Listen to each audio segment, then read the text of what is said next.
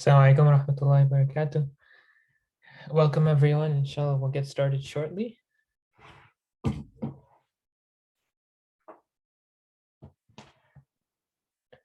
We'll be beginning the first half of second juz, inshallah. أعوذ بالله من الشيطان الرجيم. بسم الله الرحمن الرحيم.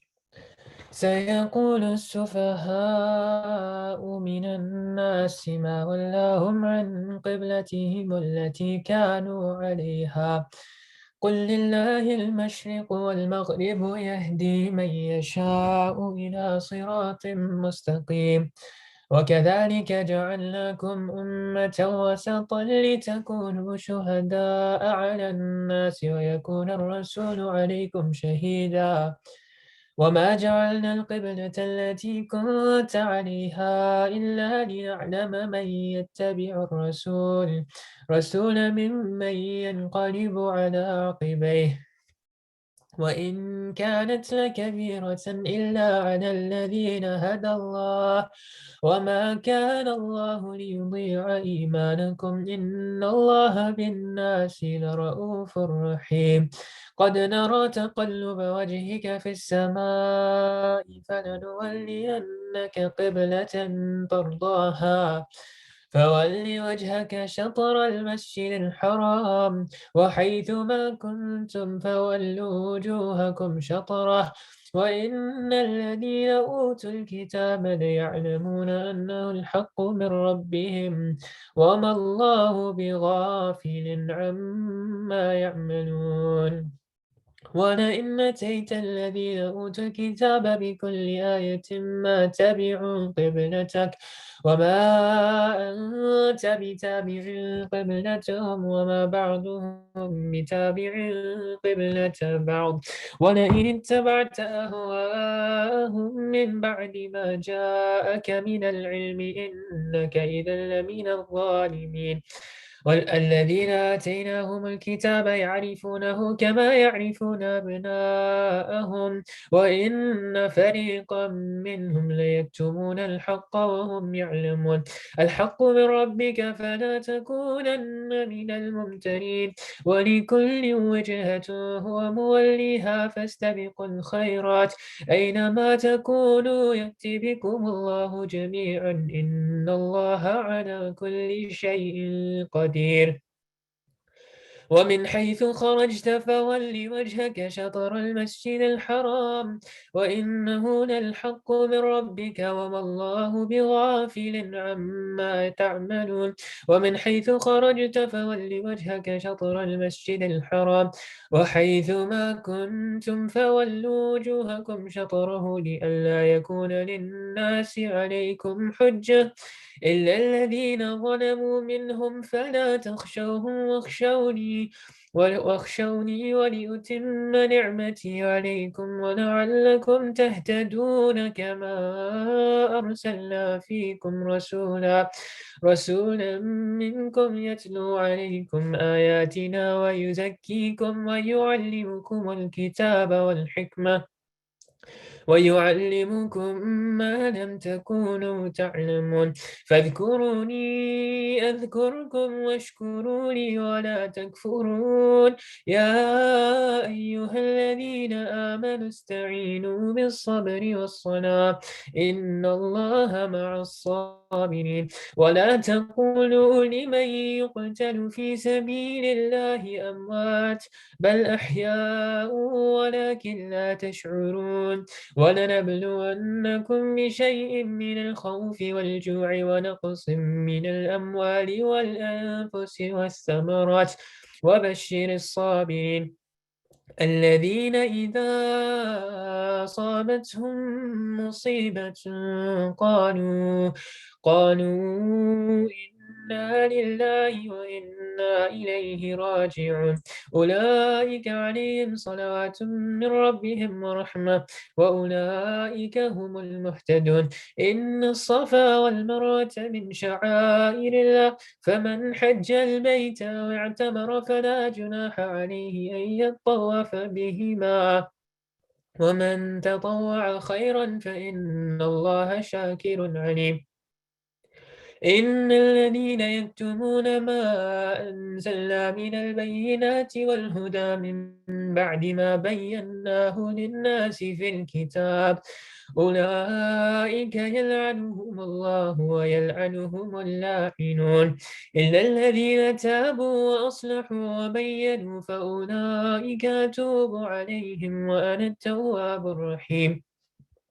إن الذين كفروا وماتوا وهم كفار أولئك عليهم لعنة الله والملائكة والناس أجمعين خالدين فيها لا يخفف عنهم العذاب ولا هم ينظرون وإلهكم إله واحد لا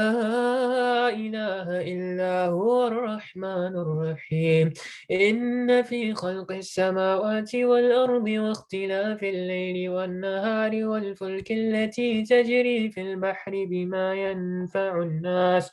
وما أنزل الله من السماء من ماء فأحيا به الأرض بعد موتها وبث فيها من كل دابة وتصريف الرياح والسحاب المسخر بين السماء والأرض لآيات لقوم يعقلون ومن الناس من يتخذ من دون الله أندادا يحبونهم كحب الله والذين آمنوا أشد حبا لله لو يرى الذين ظلموا إذ يرون العذاب أن القوة لله جميعا وأن الله شديد العذاب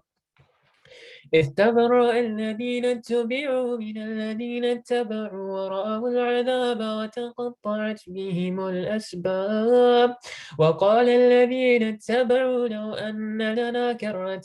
فنتبرأ منهم كما تبرأوا منا كذلك يريهم الله أعمالهم حسرات عليهم وما هم بخارجين من النار يا أيها الناس كلوا مما في الأرض حلالا طيبا ولا تتبعوا خطوات الشيطان إنه لكم عدو مبين إنما يأمركم بالسوء والفحشاء وأن تقولوا على الله ما لا تعلمون وإذا قيل لهم اتبعوا ما أنزل الله قالوا بل نتبع ما ألفينا عليه آباءنا أولو كان آباؤهم لا يعقلون شيئا ولا يهتدون ومثل الذين كفروا كمثل الذي ينعق بما لا يسمع إلا دعاء ونداء سم بكم عمي فهم لا يعقلون يا أيها الذين آمنوا كلوا من طيبات ما رزقناكم واشكروا لله إن كنتم إياه تعبدون إنما حرم عليكم الميتة والدم ولحم الخنزير وما أهل به لغير الله فمن اضطر غير باغ ولا عاد فلا إثم عليه إن الله غفور رحيم إن الذين يكتمون ما أنزل الله من الكتاب ويشترون به ثمنا قليلا أولئك ما يأكلون في بطونهم إلا النار ولا يكلمهم الله يوم القيامة ولا يزكيهم ولهم عذاب أليم أولئك الذين اشتروا الضلالة بالهدى والعذاب بالمغفرة فما أصبرهم على النار ذلك بأن الله نزل الكتاب بالحق وإن الذين اختلفوا في الكتاب لفي شقاق بعيد ليس البر أن تولوا وجوهكم قبل المشرق والمغرب ولكن البر من آمن بالله واليوم الآخر والملائكة والكتاب والنبيين وآتى المال على حبه ذوي القربى واليتامى والمساكين وابن السبيل والسائلين وفي الرقاب وأقام الصلاة وآتى الزكاة والموفون بعهدهم إذا عاهدوا والصابرين في البأساء والضراء وحين البأس أولئك الذين صدقوا وأولئك هم المتقون يا أيها الذين آمنوا كتب عليكم القصاص في القتلى الحر بالحر والعبد بالعبد والأنثى بالأنثى فمن عفي له من أخيه شيء فاتباع بالمعروف وأداء إليه بإحسان ذلك تخفيف من ربكم ورحمة فمن اعتدى بعد ذلك فله عذاب أليم ولكم في القصاص حياة يا أولي الألباب لعلكم تتقون كتب عليكم إذا حضر أحدكم الموت إن ترك خيرا الوصية للوالدين والأقربين بالمعروف حقا على المتقين فمن بدله بعدما سمعه فإنما إثمه على الذين يبدلونه إن الله سميع عليم فمن خاف من موس جنفا أو إثما فأصلح بينهم فلا إثم عليه إن الله غفور رحيم يا أيها الذين آمنوا كتب عليكم الصيام كما كتب على الذين من قبلكم لعلكم تتقون أياما معدودات فمن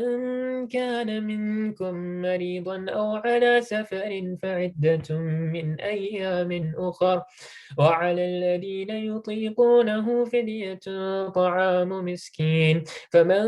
تطوع خيرا فهو خير له وأن تصوموا خير لكم إن كنتم تعلمون شهر رمضان الذي أنزل فيه القرآن هدى للناس وبينات من الهدى والفرقان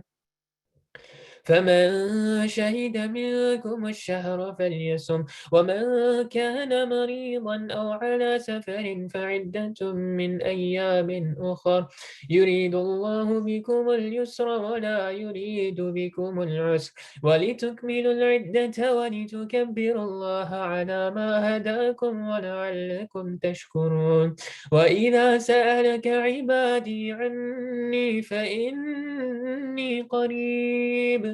أجيب دعوة الداعي إذا دعاني فليستجيبوا لي وليؤمنوا بي لعلهم يرشدون أحل لكم ليلة الصيام الرفث إلى نسائكم هن لباس لكم وأنتم لباس لهن علم الله أنكم كنتم تختانون أنفسكم فتاب عليكم وعفى عنكم فالآن باشروهن وابتغوا ما كتب الله لكم وكلوا واشربوا حتى يتبين لكم الخيط الأبيض من الخيط الأسود من الفجر ثم أتموا الصيام إلى الليل ولا تباشروهن وأنتم عاكفون في المساجد تلك حدود الله فلا تقربوها كذلك يبين الله آياته للناس لعلهم يتقون ولا تأكلوا أموالكم بينكم بالباطل وتدلوا بها إلى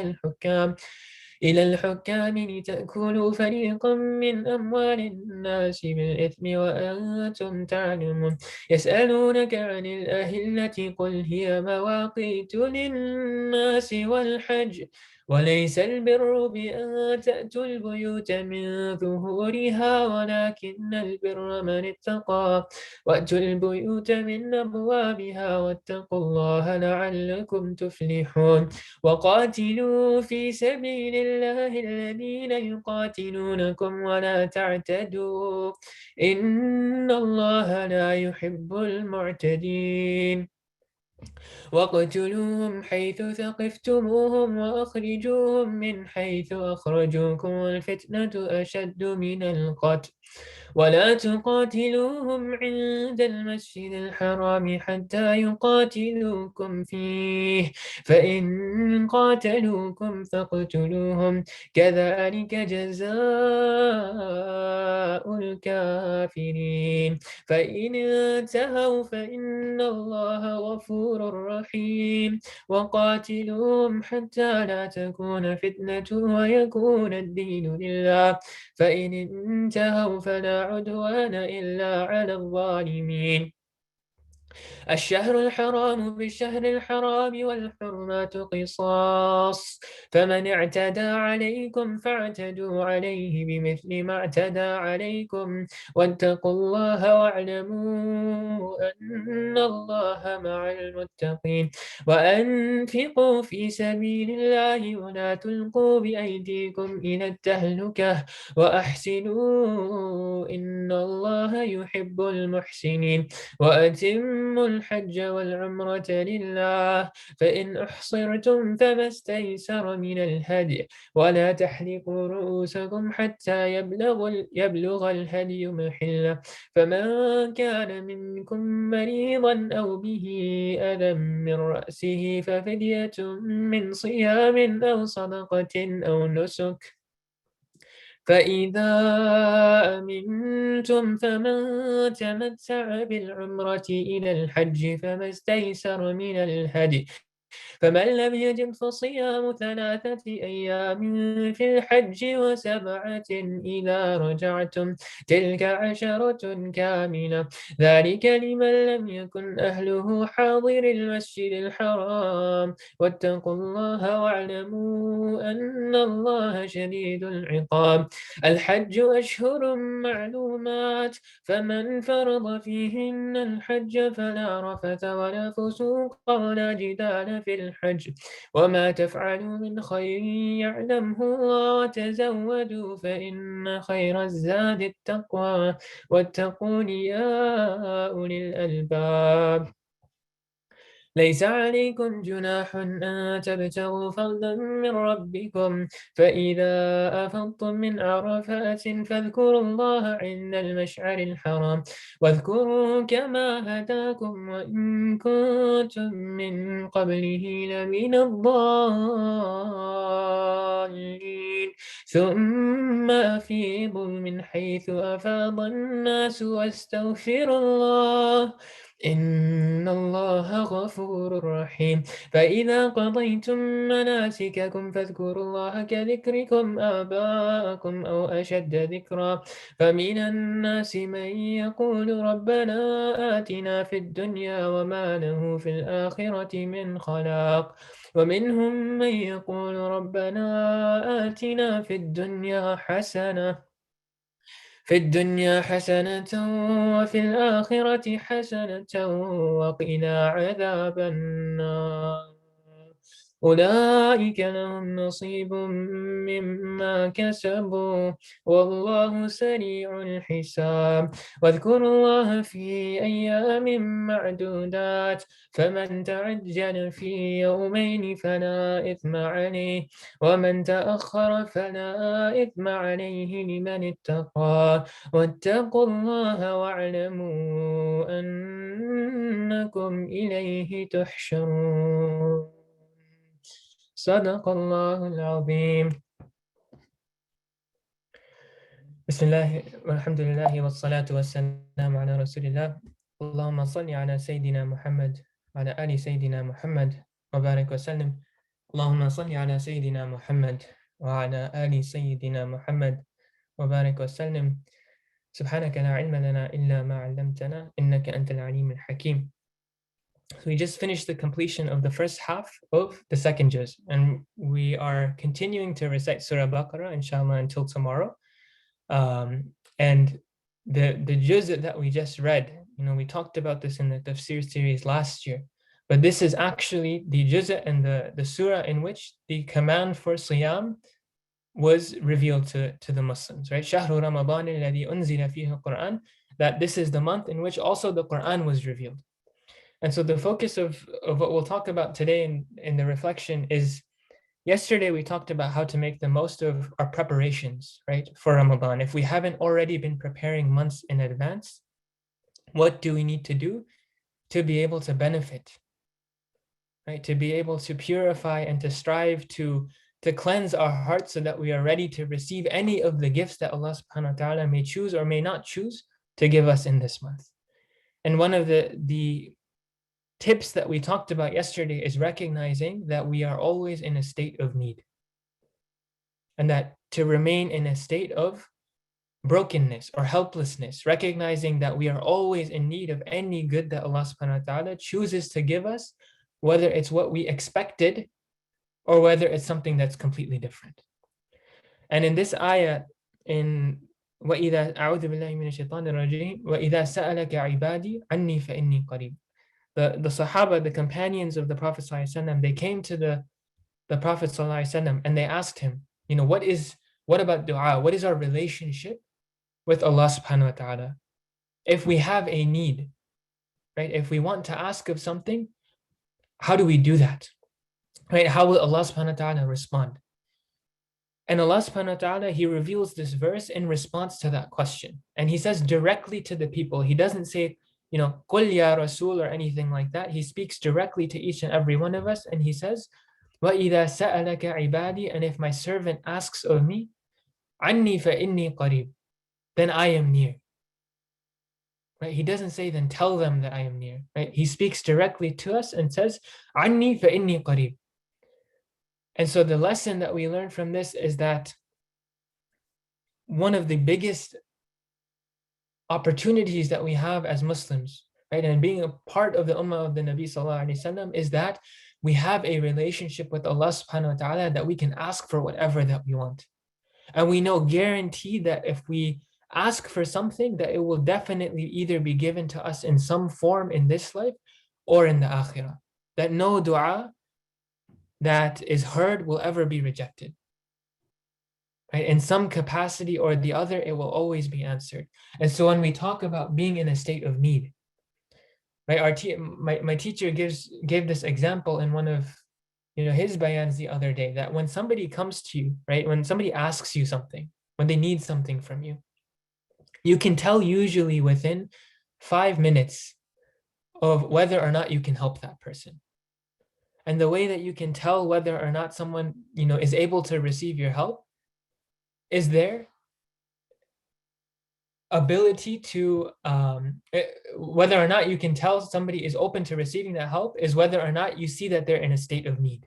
And I'll give you an example, right? When you look at the example of the Prophet ﷺ, this was somebody who, as we talk about, did istighfar over 70 to 100 times a day. And when the Sahaba came to him and asked him about his practices, about why he stood in qiyam the entirety of the night when he was somebody who was already guaranteed Jannah, he did so because he recognized he was always in need of whatever good Allah subhanahu wa ta'ala gave him. And when you look at companions radiallahu anh, like Umar ibn al-Khattab, right, somebody that the people were terrified of, right? People respected him, but his dominion and his stature and his authority, people were scared to talk to him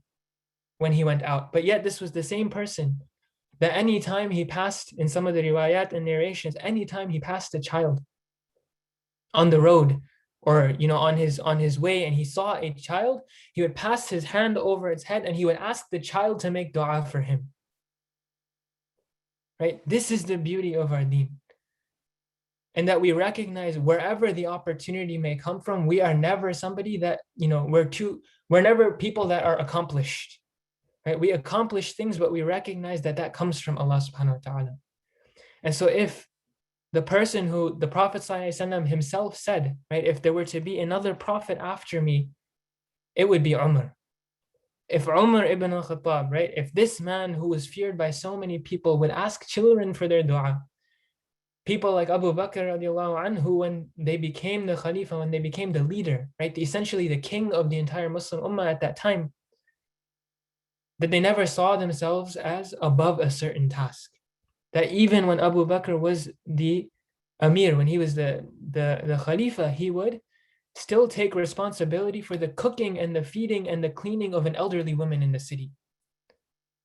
Things that at that time were designated or people thought were the duties of slaves, right? And this is somebody who was the leader of the entire Muslim Ummah. And the reason that they did this was because, again, they were always, always, always in a state of need. And when you contrast that with somebody who now comes to you, right? And I hear this a lot with people who come and talk about, I'm struggling with this at my work, that my boss does this and this to me, or that I'm struggling with, my relationship with my spouse, that my husband isn't kind to me, or that my wife doesn't respect me, or that my children don't respect me. Right? You can tell immediately whether or not a person is willing to solve their own problems. And the way that you can tell is that when they come to you with their problem, they'll either point fingers at everyone else and never take themselves into account, or they'll recognize that they are the ones in need of change and be willing to adapt and to change to whatever, is from the sunnah and whatever is asked of them. And so we ask Allah subhanahu wa ta'ala to make us amongst people who recognize that we are in a state of need and who recognize that we have a relationship with Allah subhanahu wa ta'ala such that He is near. Anni fa inni qareeb. And we ask Him to give us tawfiq, and we ask Him to bestow a love and a desire to emulate all of the most beloved and the beautiful qualities of our Habib sallallahu alaihi wasallam, such that we don't leave this month except that our hearts are purified and our akhlaq is beautified by the time that we leave it.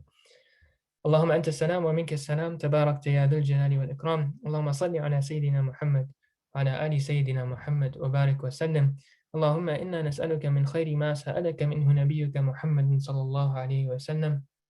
ونعوذ بك من شر ما استعاذك منه نبيك محمد صلى الله عليه وسلم والله المستعان وعليك البلاغ ولا حول ولا قوة إلا بالله اللهم إنا نسألك رضاك والجنة ونعوذ بك من النار اللهم إنك عفو كريم تحب العفو فاعف عنا يا كريم سبحان ربك رب العزة عما يصفون وسلام على المرسلين والحمد لله رب العالمين. Jazakallah khair to everybody for joining. Inshallah, the last half of the juz, please read it before tomorrow. Last half of second juz. For all of the children that are on, I know we mentioned that similar to last year that we would be doing a quiz and having gift cards for the children that have the best responses to the questions that we ask. What we'll plan to do more likely than not this year is instead of doing it every single day, we'll have 1 or 2 days in the middle or towards the end of Ramadan, we'll ask maybe 3 to 5 questions, right? And so keep track, right, of all of the lessons and the little gems that you hear and that you learn. Take notes and keep track of them because we're going to ask questions as old as 2 to 3 weeks ago. أقول قولي هذا وأستغفر الله لي ولكم ولسائر المسلمين فاستغفروا إنه هو الغفور الرحيم. السلام عليكم ورحمة الله.